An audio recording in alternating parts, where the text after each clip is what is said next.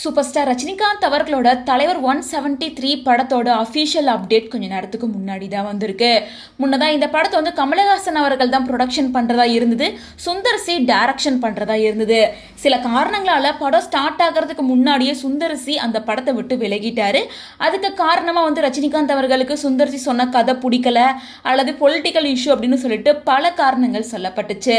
இந்த நிலையில் தலைவர் 173 படத்தை யார் டைரக்ட் பண்ண போகிறாங்க அப்படின்னு பார்த்தா டைரக்டர் சிபி சக்கரவர்த்தி தான் டைரக்ட் பண்ண போறாரு. அண்ட் வழக்க போல மியூசிக் வந்து அனிருத் தான் பண்ண போறாரு. மேலும் கமலஹாசன் அவர்கள் கூட சேர்ந்து மகேந்திரனும் இந்த படத்தை ப்ரொடக்ஷன் பண்றாங்க. ஆனா கமலஹாசன் அவர்களோட Rajkamal film industry production company சார்பாக தான் இந்த படத்தை ப்ரொடியூஸ் பண்ண இருக்காங்க.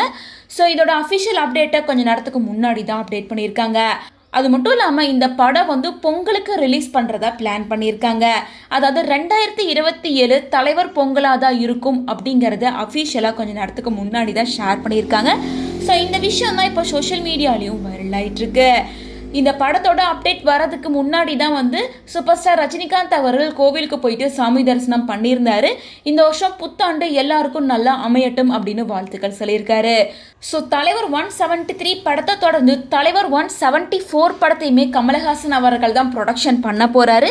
அந்த படத்தில் தலைவர் அண்ட் கமலஹாசன் 2 பேரும் சேர்ந்து ஒன்னா நடிக்க போறாங்க அப்படிங்கிறதையும் அவரே உறுதிப்படுத்தியிருக்காரு.